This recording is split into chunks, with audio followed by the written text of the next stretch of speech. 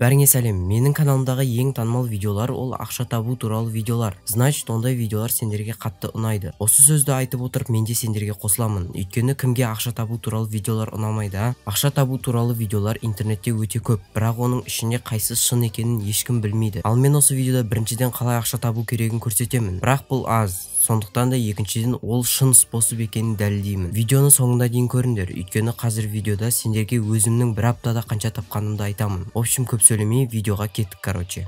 Это переход, короче.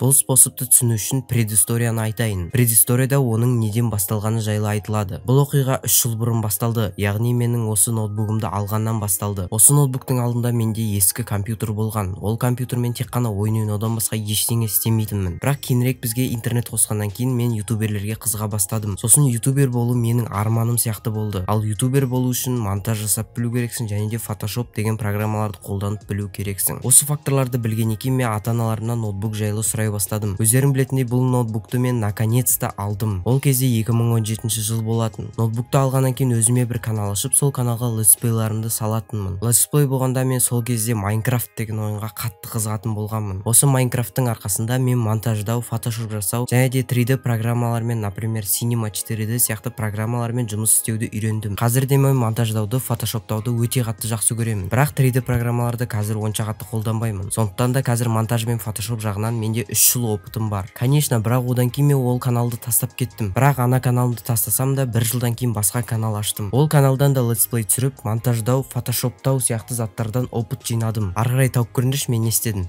Дұрыс, ары қарай тағы да ол каналымды тастап кеттім. Осы жолы мен 2 жыл бойы ютубқа оралмадым. Бірақ монтаждау, Photoshopтау деген заттарды тастаған жоқпын. Ютубтан туториалдар көріп, тағы да опыт жинай бердім. Сосын 2020 жылы Ачик деп канал ашып, сол каналда видео қазір түсіріп жүрмін. Енді осы жолы ютубты тастамаймын. Бірақ біз темадан ауысып кеттік. Бүгінгі видео ақша табу жайлы болғандықтан мен өз опытыммен бөлісемін. Осыдан 5-6 ай бұрын мен монтаждау мен Photoshopтаудан қалай ақша табуға болатыны жайлы ойландым. Ютубтан видеолар көрдім, статьяларды оқыдым, әртүрлі нәрселер көрдім. Бірақ қалай ақша табу керегін таппадым. Бәрі маған фриланс туралы айтты, ВК-дан дизайн жасау туралы айтты. Оның бәрін істеп көрдім, бірақ бірде-бір клиент таппадым. Бұл нормально, өйткені интернеттің ішінде көптеген фрилансерлер бар. Оның ішінде дауыс обработка жасайтындар, бит жасайтындар, монтаж жасайтындар, Photoshop жасайтындар, цветокоррекция жасайтындар, және де 3D моделирование жасайтындар өте көп. Өйткені қазіргі 21 ғасырда менің ойымша бұндай істерде мастерлар жоқ. Өйткені ютубтың поисына как монтировать видео деп жаза алатын каждый адам мастер монтажа бола алады. Photoshopтау, 3D моделирование жасау, бит жасау, солардың да историясы осындай. Сондықтан мен өзімді де мастер монтажа немесе мастер фотошопа деп айта алмаймын. Енді сендерге қалай ақша табу керегін айтайын. Бұл жолы алдыңғы видеодағыдай сендерге YouTube канал немесе VK группа немесе Instagram аккаунт ондай заттар керек емес. Сендерге өздеріңнің средний болсын компьютерларың керек, және де мышка мен клавиатура болса болды. Сосын өздеріңе бір қызық программаны жазасыңдар. Мысалы Photoshop, Sony Vegas Pro немесе Adobe Premiere Pro. 1-2 айдай осы программалардан опыт жинап, яғни базовый знания ғана жетеді. Мысалы видеоны кесу,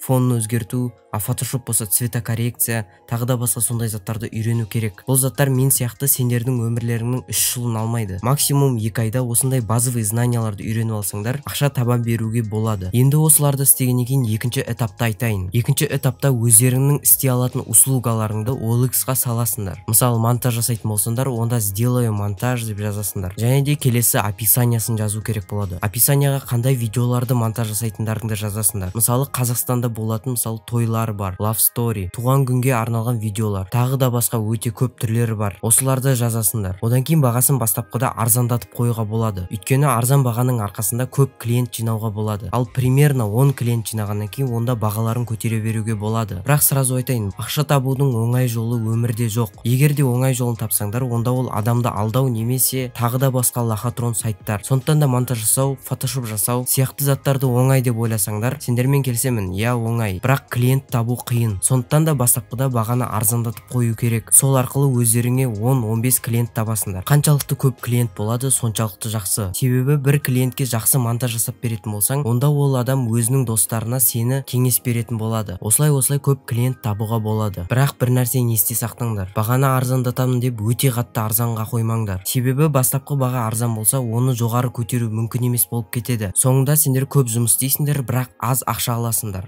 Білесіңдер, бұл өте жаман. Бірақ ақша таппастан бұрын сендерде мақсат болу керек. Алдыңа мақсат қоймасаң, онда сенде ақша табуға деген желанияң болмайды. Ал желания болмаса, онда сен тез берілесің. Сондықтан да алдыңа мақсат қою керексің. Мысалы, менің алдыға қойған мақсатым компьютерге ақша жинау немесе телефонға ақша жинау. Бұл маңызды емес, бірақ ең бастысы алдыға қойған мақсат болу керек. Және де екіншісі, ол істейін деп жатқан ісің саған ұнау керек. Ұнамаса, сен тағы да тез берілесің. Сондықтан да не істесең де әйтеуір өзіңе ұнаған заттарды ғана істе. Осы видео үшін осыдан бір апта бұрын мен OLX-қа өзімнің монтаж жасаймын деген объявлениемді қойдым. Және де сонымен қоса мен ақша да таптым. Бағана видеоның басында айтқандай өзімнің тапқан ақшамды айтамын. Мен бір аптаның ішінде 2 заказ алдым. Соның арқасында мен бір аптада 4000 теңге таптым. Кейбіреуіне бұл 4000 теңге өте аз болуы мүмкін. Өйткені бұл 4000 теңгені промоутер болып жұмыс істеп те табуға болады. Еще бір күнде. Бірақ осы жолы сендермен келіспеймін. Себебі оған 3 себеп бар. Біріншіден, видеоны монтаждау маған өте қатты ұнайды, және де өзіме ұнаған істен ақша табамын. Ал промоутер болып жұмыс істеп ұнаған адамды көрмеппін. Екінші себеп, видеоны монтаждап ақша табу үшін саған ештеңе керек емес. Үйде отырып қана істей беруге болады. Даже Sony Vegas, Adobe Premiere Pro сияқты программаларды бесплатно жазып алуға болады. Бірақ оны қалай жазу керегін YouTube'да айтуға болмайды, сондықтан да айтпаймын. Бірақ сендер өздерің білетін сияқтысыңдар. Үшінші себеп, адамдар монтажды заказ беретін кезде өте көп зат заказ бермейді. Максимум заказ беретін ол видеоны кесу немесе видеоға музыка орналастыру, цветокоррекция және фонды өзгерту. Бұл заттарды компьютерің слабый болса, максимум 1 сағатта ғана істеп тастауға болады. Ал компьютерің мощный болса, онда вообще 15-30 минут. Және де 4000 теңге ол бір аптаға жай ғана бастапқы ғана ақша. Егер де бұл жұмыспен конкретно 2-3 жылдай айналысып кететін болсаңдар, онда көбірек ақша табуға болады. Осы видеода мен сендермен осы ақша табудың тағы бір способымен бөлістім. Сондықтан да егер видео ұнаса, онда видеоға лайк басып, комментария жазып, арнаға тіркелуді ұмытпаңдар. Және де осы видеоны достарыңа таратыңдар. Бірдеңе істеп үйрен. Егер де бірдеңе істей алсаң, онда оны тегін жасама.